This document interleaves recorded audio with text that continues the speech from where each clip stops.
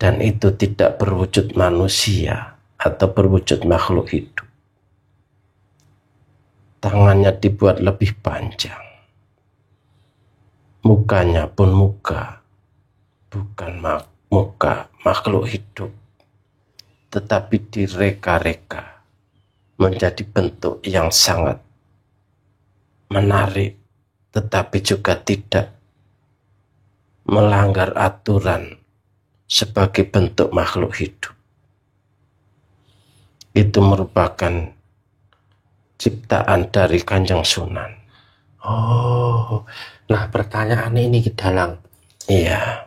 Kanjeng Sunan mendapatkan inspirasi bentuk wayang yang sekarang ini kita bisa lihat, seperti kalau kita bicara Semar itu yang mempunyai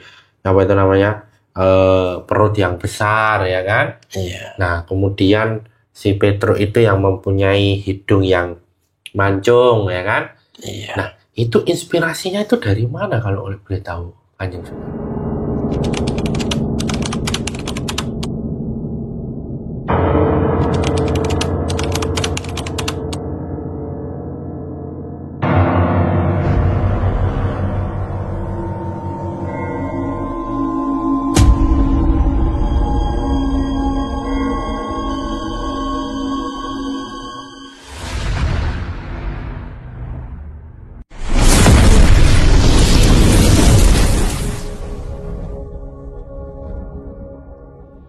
Assalamualaikum warahmatullahi wabarakatuh. Alhamdulillah wa syukurillah wa nikmatillah wa la haula wa la quwata illa billah. Allahumma sholli ala Sayyidina Muhammad wa ala ali Sayyidina Muhammad. Kembali lagi ke channel Pak Depokan Bledek dengan saya Mbah Haris dan rekan saya Pak Kamsir.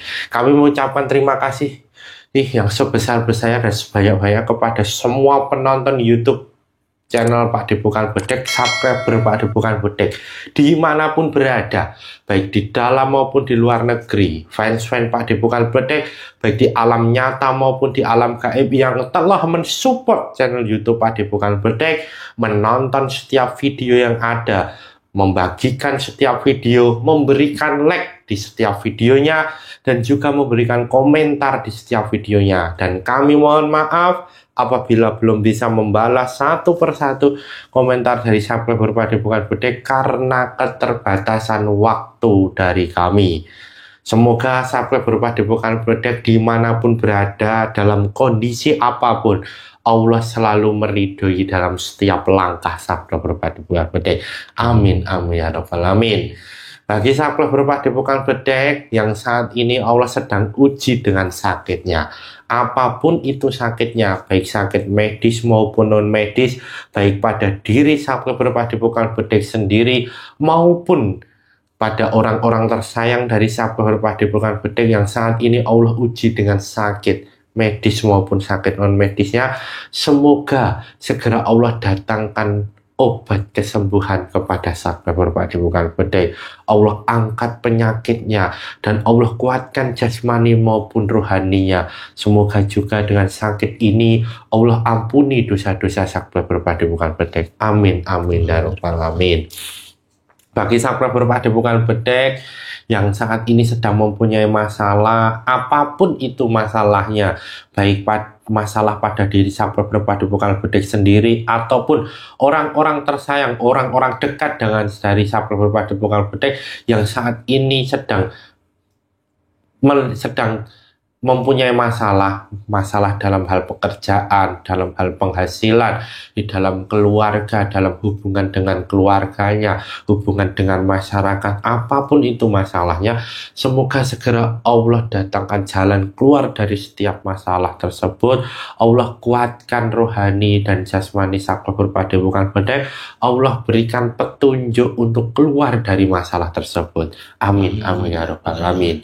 Bagi subscriber Pak Depokan Bledek yang saat ini sedang mempunyai hajat atau sedang mengusahakan sesuatu, semoga segera Allah ijabah yang apa yang menjadi hajat subscriber Padepokan Bedek, apa yang menjadi harapan dari subscriber Padepokan Bedek, Allah ijabah, Allah berikan petunjuk, Allah berikan jalan untuk terwujudnya hajat tersebut. Amin, amin ya robbal alamin. Bagi subscriber Padepokan Bedek yang saat ini masih sendiri atau sudah pernah mempunyai pasangan tetapi sekarang sendiri lagi, semoga segera Allah datangkan pasangan yang soleh dan soleha, pasangan yang nantinya membersamai subscriber Padepokan Bedek dalam ibadah sepanjang hidupnya dan hanya maut yang memisahkan. Amin, amin, amin. Bagi subscriber Padepokan Bedek juga yang saat ini sudah mempunyai anak, sudah mempunyai yang belum mempunyai anak, semoga segera Allah karuniakan di dalam keluarga subscriber Padepokan Bedek anak momongan yang sehat jasmani maupun rohaninya, yang nantinya bisa mengangkat derajat kedua orang tuanya baik di dunia maupun akhirat, dan tentunya Allah jadikan anak tersebut menjadi anak yang soleh dan soleha. Amin, amin ya rabbal alamin. Bagi subscriber Padepokan Bedek semua yang sekarang sudah mempunyai putra maupun putri, sudah mempunyai momongan, semoga Allah jadikan putra putrinya, Allah jadikan anak dari subscriber Padepokan Bedek anak yang soleh dan soleha, anak yang bisa mengangkat derajat kedua orang tuanya di dunia dan di akhirat, anak yang cerdas, anak yang pandai, anak yang taat kepada Allah, taat kepada agama Allah Islam, taat kepada kedua orang tuanya, berguna bagi bangsa Nusa dan agama, yang nantinya bisa menyelamatkan diri subscriber Padepokan Bedek di akhirat nanti. Amin, amin ya rabbal alamin. Serta bagi keluarga subscriber Padepokan Bedek, semoga senantiasa dalam kebahagiaan, keberkahan, penuh rezeki yang melimpah dari segala Allah, jauh dari bala, jauh dari musibah, jauh dari penyakit. Allah kuatkan keluarga subscriber Padepokan Bedek dalam menghadapi segala macam masalah, dan Allah jaga sampai yaumil akhir. Amin, amin ya rabbal alamin. Kali ini saya masih ditemani oleh Pak Kamsir. Kita tahu ini Pak Kamsir, sekarang ini Padepokan Bedek akan mencari tahu tentang sebenarnya sejarah dari wayang yang sebenarnya, ya kan Pak, seperti apa. Kan kita tahu bahwa sekarang wayang kulit itu merupakan salah satu warisan dari leluhur Nusantara dan tentunya sudah menjadi bagian dari warisan dunia ya Pak ya. Nah, tokoh utama dari penyebaran wayang kulit itu kan kalau kita lihat adalah Kanjeng Sunan Kalijaga ya. Tapi apakah sebenarnya Kanjeng Sunan Kalijaga itu yang menciptakan, atau memang dari dahulu kala wayang kulit itu sudah ada, ataukah memang benar bahwa wayang kulit yang sekarang ini kita bisa saksikan, kita bisa tahu tokoh-tokoh yang ada di wayang kulit itu merupakan tokoh yang benar-benar nyata hidup pada zaman dahulu ini Pak ya. Nanti kita akan coba cari tahu subscriber Padepokan Bedek, sebenarnya wayang kulit itu siapa, wayang kulit itu apakah benar dulunya pernah tokoh-tokoh yang ada di wayang kulit itu pernah hidup, dan sampai sekarang ini seperti apa. Nah, untuk itu tanpa perlu berlama-lama lagi, sudah siap Pak Kamsir? Saksikan video selengkapnya.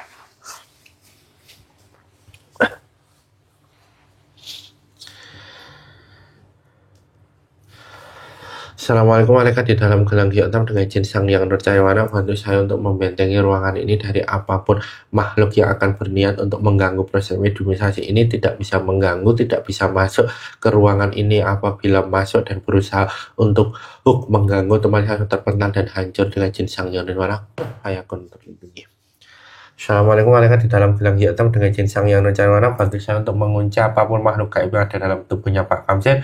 Tidak bisa merusi dan tidak bisa mengganggu proses mediumisasi ini. Apabila merusi dan mengganggu proses mediumisasi ini, teman saya terpental dan hancur dengan jin sang yang nurcayawana, kun hayakun.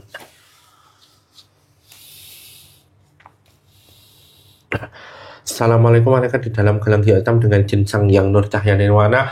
Bantu saya menarik makhluk gaib muslim yang mengetahui tentang sejarah wayang dari awal sampai sekarang, ketarik ke tangan saya.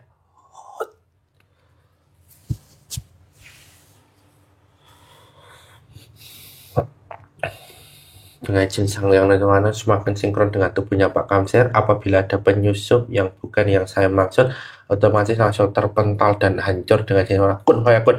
Dibersihkan hanya yang mengetahui yang masuk ke dalam tubuhnya Pak Kamsir. Dengan jin sang kun fayakun, energinya menjadi besar, sinkron dengan jin sang yang nirwana. Semua pengetahuan makhluk gaib dalam tubuhnya Pak Kamsir sinkron dengan tubuhnya Pak Kamsir dengan jiwa pun semua pengetahuan masa lalunya terbuka lebar pandangannya, semuanya gambarannya di masa lalu otomatis langsung sinkron dengan tubuhnya Pak Kamsir dengan jiwa pun energi yang menjadi besar semakin besar dengan jiwa bisa bicara bahasa Indonesia yang jelas dengan jin sang yang nirwana kun fayakun.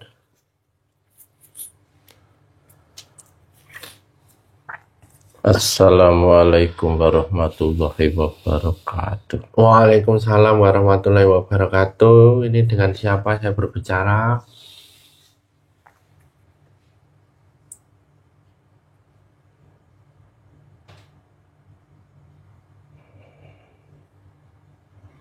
Panggil saja Kidalang Soponyono. Kidalang Soponyono.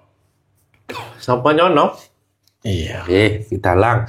Tadi sudah mengucapkan salam ya, artinya sudah muslim ya Kidalang ya. Alhamdulillah. Alhamdulillahirrahmanirrahim. Kalau boleh tahu untuk mengecek kebenarannya, boleh sadarnya terlebih dahulu Ki. Bismillahirrahmanirrahim. Asyhadu an la ilaha illallah wa asyhadu anna Muhammadar Rasulullah. Alhamdulillahirrahmanirrahim. Ki, kalau boleh tahu siapa yang sudah memuslimkan Kidalang? Kulon derek Kanjeng Sunan. Hanya Sunan Kalijaga ini? Nggih. Oh, nggih. Ini mohon maaf untuk bisa berusaha bahasa Indonesia ya Ki ya. Dengan jasa yang mana bisa bahasa Indonesia, makhluk gaib dan punya Pak Kamsir langsung bisa dengan mana kun fayakun ya. Nggih. Terima kasih ya Ki ya sudah datang ke Padepokan Bledek. Sudah, dan mohon maaf apabila saya mengganggu waktunya dari Kidalang nggih. Kidalang nggih. Nah, ini Kidalang berarti diberikan izin untuk memberitahukan kita semua sebenarnya sejarah wayang itu seperti apa nggih. Iya.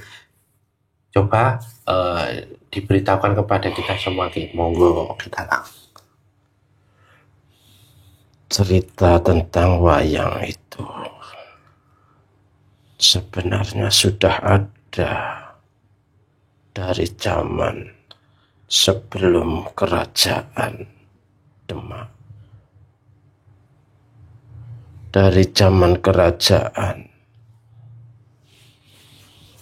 Kahuripan, kerajaan Kediri, maupun zaman Medang sudah ada. Tetapi ceritanya tidak sehebat setelah dikemas Kanjeng Sunan. Dan wayangnya itu berbeda. Yang banyak digunakan yaitu wayang beber. Wayang beber.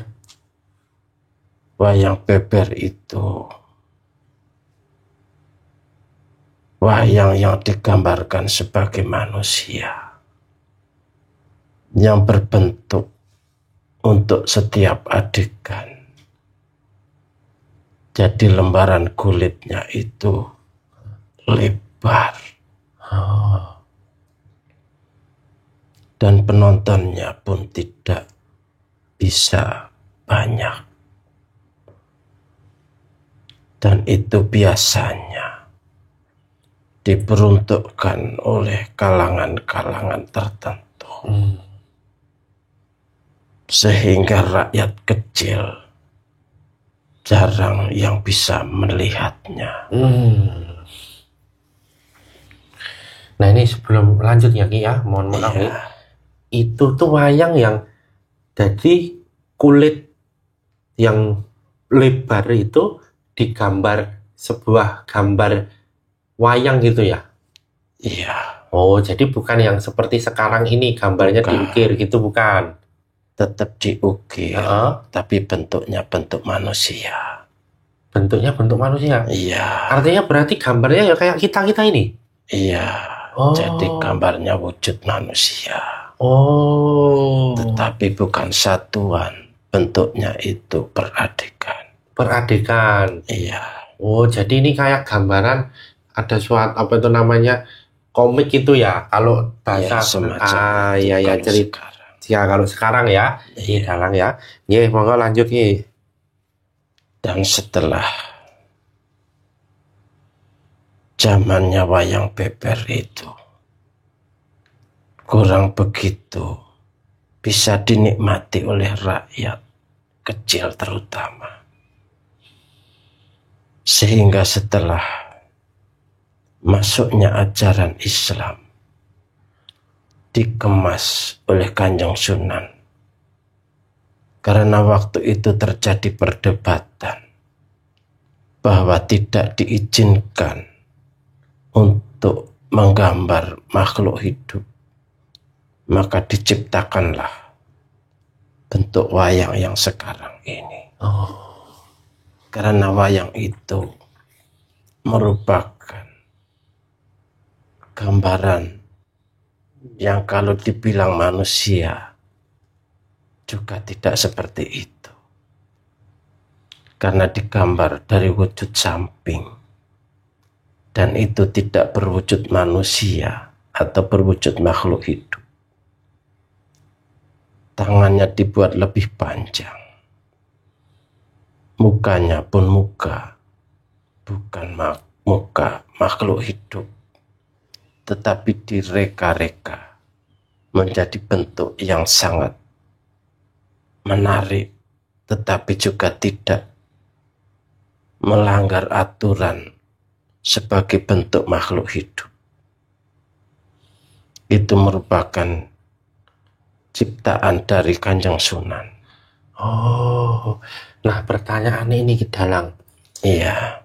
Kanjeng Sunan mendapatkan inspirasi bentuk wayang yang sekarang ini kita bisa lihat, seperti kalau kita bicara Semar itu yang mempunyai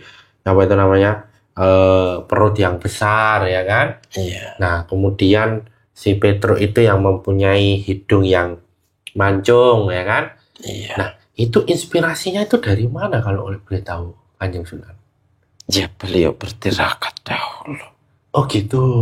Sebelum ditunjukkan wayang itu di Dewan Wali. Karena waktu itu terjadi perbedaan, diperbolehkan atau tidak. Tetapi dengan kearifan dan kebijaksanaan Kanjeng Sunan membentuk wayang yang seperti itu. Jadi bukan lagi berbentuk manusia, maka diizinkanlah untuk disebar atau diwujudkan sebagai pertunjukan rakyat, sebagai media dakwah untuk mengumpulkan kawula di Demak maupun di tempat yang lain. Nggih. Nah, Ki Dalang, sebelum lanjut ya, Kanjeng Sunan mendapat inspirasi ataukah mendapat ilham ya? Iya. Terkait dengan bentuk wayang yang akan dibuat gitu. Nah, pertanyaannya itu adalah, memang wayang ini, tokoh-tokoh dalam wayang ini, memang itu sudah ada atau memang hasil ilham tadi atau bagaimana? Wayang itu dulunya juga ada sebagai tokoh manusia biasa. Seperti umumnya sekarang. Tokoh-tokoh itu pernah hidup di masa lampau. Oh, berarti kayak Semar, Gareng, Petuk Bragong, Prabu Janaka, Prabu Puntadewa, Prabu Werkudara, semuanya itu ada itu. Ada Itu hidup di masa apa? di masa ribuan tahun yang lalu. Oh, kalau bisa dikatakan masa Nabi lah. Nabi siapa itu? Dari zamannya Nabi Idris. Oh, udah ada. Iya, Berarti sebelum Nabi Nuh ya? betul. Oh, nah itu berarti biasa kayak kita ini, manusia ini. Iya, Nama-namanya juga sama. namanya banyak sekali, maka dinamakan dasar nama. Yang artinya bahwa satu orang itu bisa mempunyai nama banyak sekali. Oh, Atau julukan-julukan. Yang padahal orangnya adalah dia juga. Oh, berarti tetap ada orangnya tapi dengan banyak nama. Iya, Nah, dulu memang apa itu inspirasinya dari situ ya, wayang itu ya. karena memang cerita itu sebenarnya ada. Jadi itu bukan inspirasi atau apa. Tetapi cerita itu diambil hikmahnya. Diceritakan untuk membuat pelajaran kepada rakyat untuk bisa memahami apa hikmah dari pertunjukan wayang tersebut. Ah, sebelum ke sana Ki.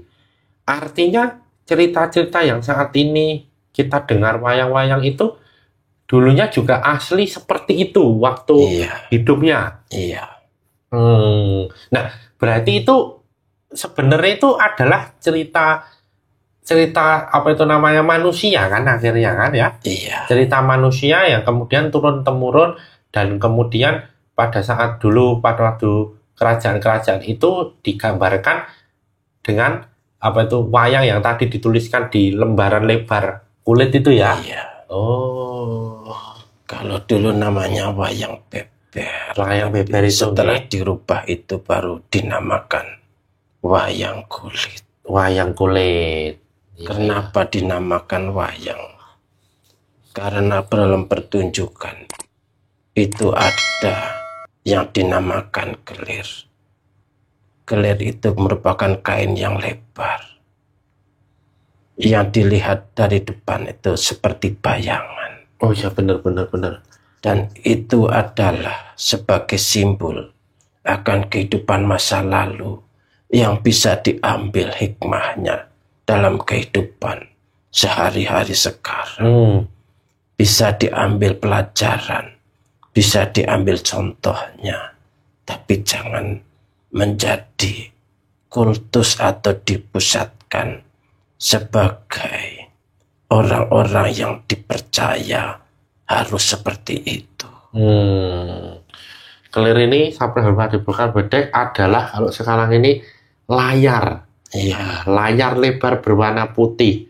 Kalau kita punya LCD proyektor itu kan kita harus ada apa itu namanya layar putih untuk memantulkan cahaya itu, ya kan? iya, Kalau pada wayang ini kelir itu adalah apa itu layar berwarna putih yang di atasnya ada lampu itu ya Ki ya. iya, Artinya menyorot ke tokoh wayangnya sehingga kalau dilihat dari depan bayangannya. iya, Tapi sejatinya kan kalau melihat wayang itu kan dari belakang. iya, Bener kan? betul. Ya. Nah, tokoh wayang dulu berarti pernah ada itu sudah Iya. zaman Nabiullah Idris alaihissalam. Iya, Nah, terus ceritanya kok bisa sampai ke Jawa ini gimana ini? karena memang leluhur Jawa Heeh. itu ada yang dari situ, Dari mana maksudnya? yang merupakan nenek moyang orang-orang Jawa. Juga ada yang dari keturunan baik dari Pandawa maupun dari para dewa itu. Oh, berarti itu memang ada ya? Ada, Oh, kukira itu hanya dongeng-dongeng itu, Ki. bukan. Ibaratkan orang yang hidup sekarang, Iya. yang nanti diceritakan ribuan tahun di depan oleh anak cucu kita nanti. Tidak ada bedanya dengan itu. Tidak ada bedanya ya. Iya, Nah, ketika pas waktu Nabi Idris itu kemudian zamannya Nabi Idris itu masih zamannya para dewa. Kemudian turun-turun kepada di bumi ini yang merupakan pengemban tugas dari para dewa itu.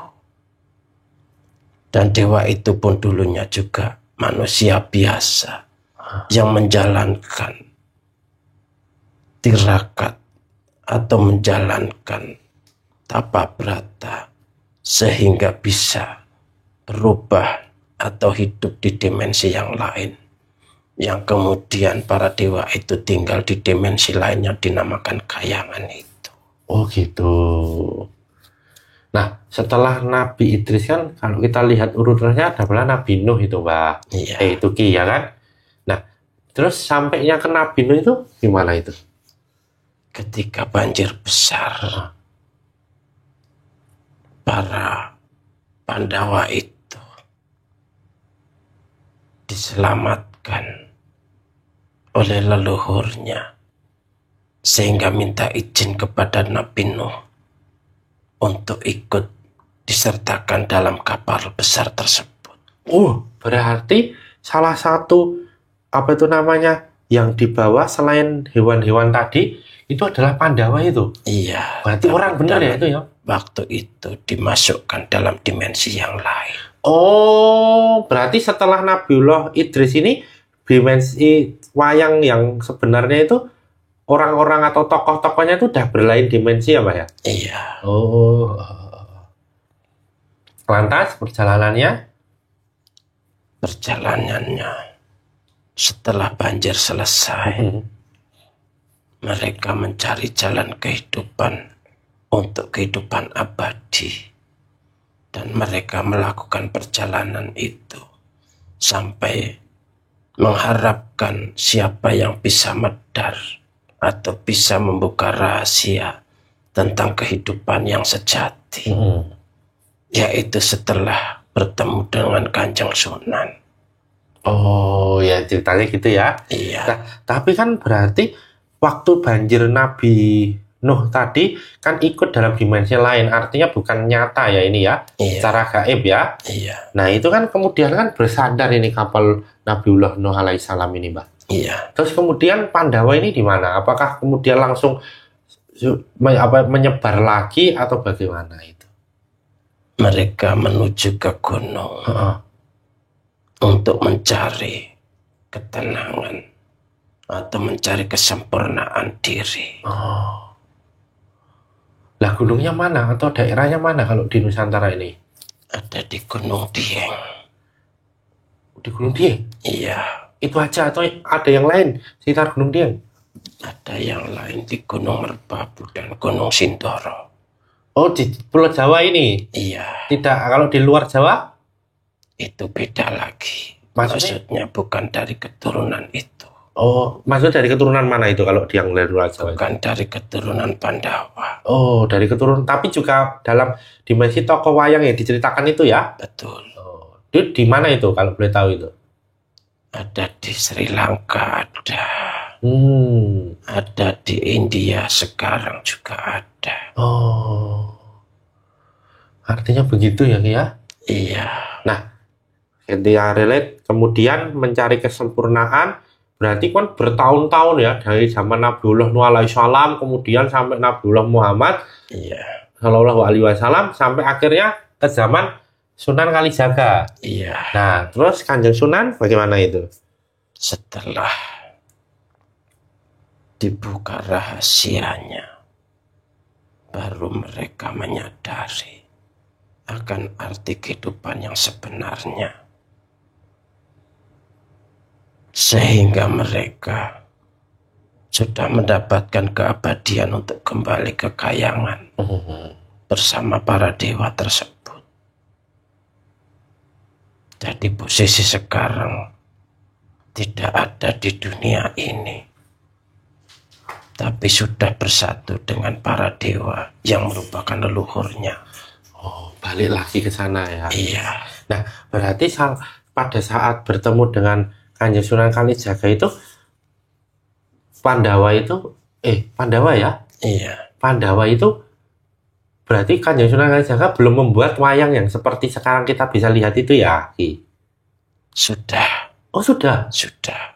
Oh. Karena sudah bertemu maka dibentuklah seperti. Iya, setelah bertemu kan? Iya. Kalau belum bertemu kan artinya wayang masih tadi ya kan? Nama beber itu ya? Iya. Nah, masih bentuknya adalah lembaran besar ya kan? Iya. Dengan setiap adegan. Nah, setelah itu wayang itu kan ada banyak karakter itu, Ki, di dalam ya. Karakternya kan tidak 1, 2, ada puluhan ya. Iya, setiap wayang itu mempunyai karakter sendiri. Maksud saya itu tokoh yang ada di wayang itu jumlahnya itu bukan 1, 2, 10 itu kan? Iya. Puluhan kan itu? Iya. Nah itu Kanjeng Sunan yang menciptakan semua tokoh-tokoh yang ada itu. Iya. Dengan ada yang buto ya kan? Betul. Ya kan? Terus kemudian apa itu namanya lain sebagainya lah ya. Iya. Ada siluman juga kan? Betul. Itu Kanjeng Sunan juga? Iya. Termasuk dewa-dewa itu? Iya. Sama? Sama. Oh, nah kalau boleh tahu ini wayang itu artinya apa? Wayang itu artinya bayangan. Oh. Jadi kalau menonton pertunjukan wayang sebenarnya itu bukan tontonan, tapi tuntunan yang dimaksud Kanjeng Sunan. Jadi dari ceritanya itulah yang harus diambil kesimpulan. Harus seperti apa, harus bagaimana kehidupan ini berlangsung. Dan kelihatannya kalau apabila wayang itu dipertunjukkan, makanya adanya lampu yang menyoroti itu ibaratkan matahari. Dan apabila ada wayang yang ditampilkan, itu ibaratkan kehidupan kita yang lagi ditampilkan sebagai apa. Kehidupan ini tergantung dari dalangnya. Jadi carilah dalang siapa yang menghidupkan kita. Yang memerankan kita sebagai apa, harus kita ketahui.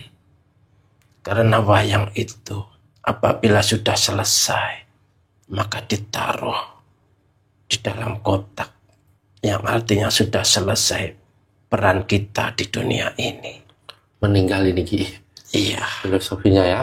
Iya. Oh, ya. Nah, filosofi wayang sendiri itu selain tadi merupakan bayangan atau cerita di mana kita seperti menonton diri kita ya yang dipentaskan, itu ada filosofi lain lagi dalam bentuk waragam wayang.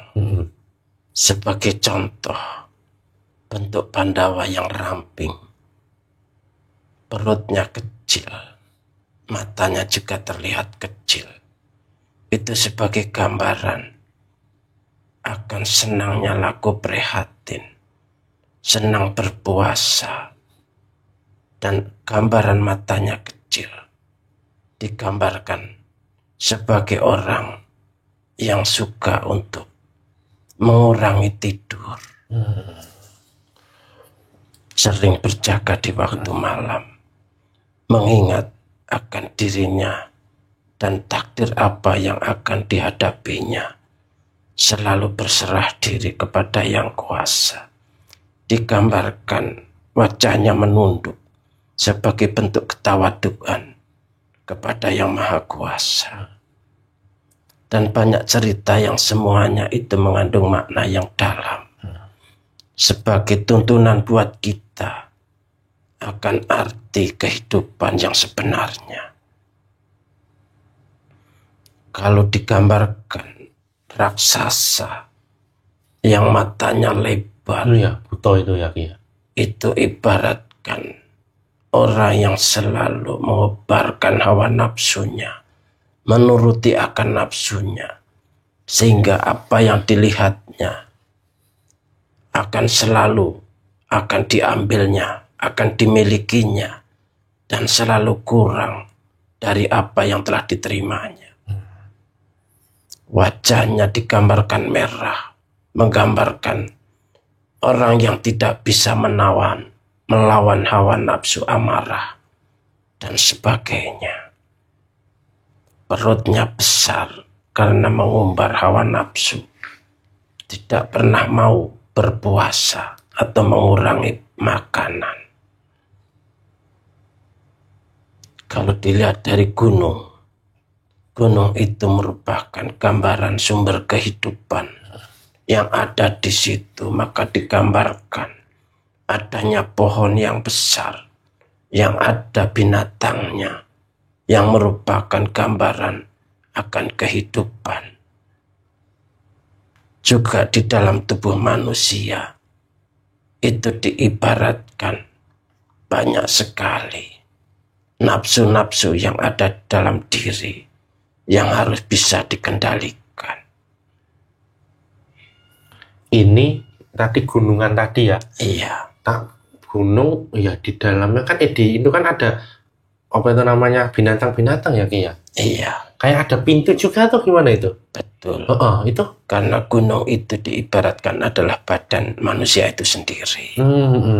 Bahwa di dalam badan kita itu banyak sekali kehidupan yang ada di dalam diri.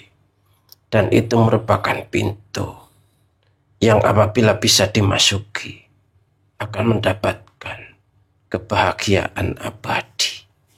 Tetapi di luarnya sebelum masuk ke dalam pintu itu yang dijaga oleh raksasa, ibaratkan kalau kita untuk mengenali diri sendiri harus melawan hawa nafsu yang digambarkan sebagai raksasa tersebut. Iya.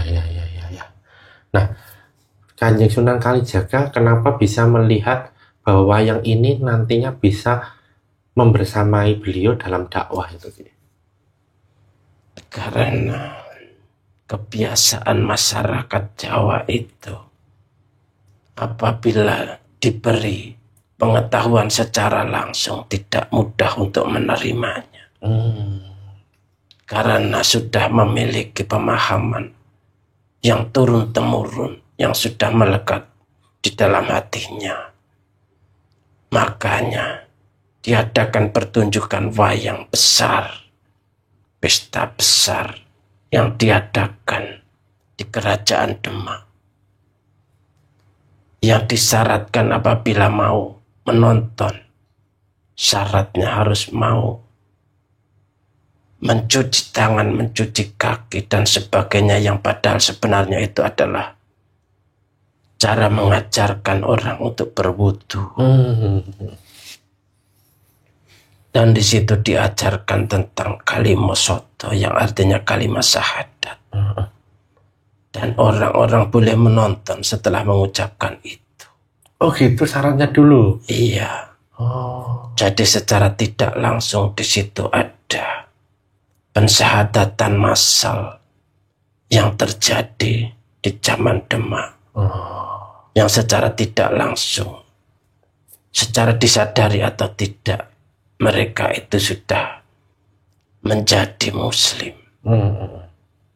Tinggal selanjutnya menjadi tugas bagi penerusnya untuk menyempurnakan ilmu dan pengetahuannya.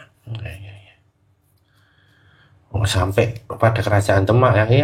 Iya. Nah, gamelan yang mengiringinya itu juga ada waktu zaman apa? Apakah zaman Kanjeng Sunan atau waktu Wali Songo, atau memang itu sudah ada dulu? Gamelan sudah ada, tetapi lebih disempurnakan lagi, disesuaikan di zaman kewalian atau zaman Demak. Berarti saling melengkapi ini ya? Iya. Artinya sinden, kalau boleh tahu. Iya. Kenapa harus ada sinden? Kehidupan ini tidak akan sepi. Oh iya. Apabila menyadari bahwa kehidupan ini banyak bermacam-macam. Dan sinden itu sebagai pengiring dalam menyampaikan berbagai pengetahuan melalui tembang-tembangnya. Apabila tidak ada gamelan, maka dunia ini pun tidak akan ramai. Oh iya. Makanya apabila kita menyadari hal itu, apabila di dunia ini ada kejadian yang di luar keinginan kita, ya biarkan saja, memang sudah sunatullahnya seperti itu. Tidak perlu kaget, tidak perlu heran, karena memang seperti itulah adanya. Ada orang baik, ada yang tidak baik. Ada yang senang melakukan tirakat, ada yang senang berhura-hura. Itu sudah menjadi takdirnya seperti itu. Ada selalu dua sisi ya. Iya. Oke. Nah, tadi kan wayang itu kan ada karena tokohnya kan dulu waktu zaman Nabiullah Idris ya. Iya. Buktinya kalau sekarang apa Ki? Kalau bahwa itu ada nyata itu tokoh-tokoh dalam wayang itu. Buktinya sering digambarkan dalam bentuk candi-candi yang merupakan tempat bersemayamnya mereka itu. Oh, relief ini patung-patungnya ini. Iya. Oh, berarti itu gambaran memang benar wujud yang dipahat sama dengan wujud aslinya. Kalau wujud yang dipahat itu, yang aslinya ya seperti itu. Nah, itu sama gitu ya? Bukan seperti wayang yang diciptakan Kanjeng Sunan. Bukan. Maksudnya tadi kan apa itu namanya tokoh wayang ini kan terinspirasi dari dulu apa itu namanya peradaban zaman Nabiullah Idris alaihissalam. Iya. Itu kan bentuknya kan manusia seperti kita kan. Iya. Nah, terus kemudian apa itu namanya hal itu kalau kita boleh tahu tuh buktinya bahwa itu merupakan benar adanya tokoh-tokoh yang seperti itu tadi dikatakan di candi-candi itu. Iya. Berarti ukiran relief yang ada di candi yang berbentuk manusia itu Iya. gambaran tokoh-tokoh zaman dulu itu. Iya. Asli itu. Iya. Berarti bukan karya seni yang oh ini gambarnya ini aja itu bukan ya? Bukan. Oh. Ya. Ini apa itu? Tapi kan nggak banyak juga tokoh-tokoh wayang di relief-relief itu, Ki. Tidak, karena yang digambarkan itu merupakan contoh. Cuma sebagai contoh saja. Oh, sebagai contoh saja ya. Iya. Ya. Nggih. Nah, ada yang mau disampaikan nggak dari pesan-pesan mungkin Kanjeng Sunan Kalijaga terkait dengan wayang ini dan apa yang perlu kita apa itu namanya garis bawahi bersama-sama ini Ki, anak cucu Nusantara ini dalam memelihara kebudayaan wayang ini? Intinya, jangan terfokus dengan tokoh-tokoh semua itu. Tapi carilah guru rohani yang bisa membimbing jiwa-jiwa kalian semuanya. Sedangkan cerita pewayangan itu hanya digunakan sebagai gambaran saja untuk menapaki atau untuk bisa membedakan mana yang benar dan mana yang tidak. Ikuti saja ajaran Rasul, ajaran yang akan dibawakan oleh guru-guru rohani yang akan menuntun pada jalan kebenaran dan kebahagiaan yang hakiki. Itu aja? Iya. Ada lagi pesan dari mungkin Kanjeng Sunan kan dulu mendampingi? Saya rasa cukup dahulu. Cukup dahulu ya kita lang Lain kali bisa saja dipertanyakan pada saya. Siap Ki Dalang. Terima kasih sekali lagi ya Ki Dalang sudah mau memberikan banyak cerita dan juga apa itu namanya sejarah-sejarah tadi terkait dengan wayang ya. Dan sampai sekarang ini kita bisa menikmati wayang itu seperti apa. Tadi sudah diceritakan. Sekali lagi terima kasih dari saya. Mohon maaf apabila ada salah kata, sikap, perilaku yang kurang berkenan ya Ki Dalang ya. Iya. Ini Ki bisa untuk kembali. Sebelum kembali saya mau tanya tugasnya di mana sekarang? Saya di Gunung Merbabu. Di Gunung Merbabu ya? Iya.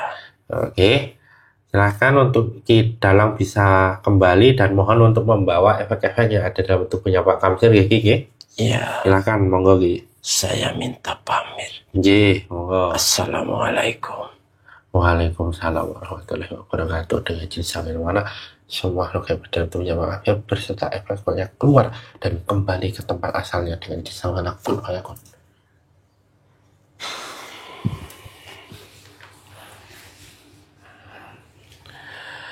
Ya alhamdulillah rabbil alamin, sahabat Bapak Depokan Bedek yang masih menyaksikan video ini, tadi kita sudah sama-sama mendengarkan dan menyaksikan apa yang menjadi sejarah dari wayang yang dari dulu kala sampai sekarang ini kita bisa nikmati bersama-sama dan kita bisa lihat tokoh-tokoh wayang dan wujud wayang yang sekarang ini ada. Satu pesan penting untuk kita semua bahwa kebenaran mutlak milik Allah, kesalahan dan kekhilafan milik kita sebagai hambanya. Jadilah penonton yang bijak yang menonton video dari awal sampai akhir sehingga tidak gagal paham serta ada manfaat dan hikmah yang dapat dipetik. Saya dan Pak Kamsir mohon maaf apabila selama video ini berlangsung ada salah kata, sikap, perilaku yang kurang berkenan di hati sahabat Berpadepokan Bedek. Jangan lupa untuk komen, like, subscribe, dan nyalakan loncengnya untuk mengetahui video-video terbaru di channel Padepokan Bedek. Saya dan Pak Kamsir pamit undur diri. Sampai jumpa pada video-video selanjutnya. Akhir kata, wassalamualaikum warahmatullahi wabarakatuh.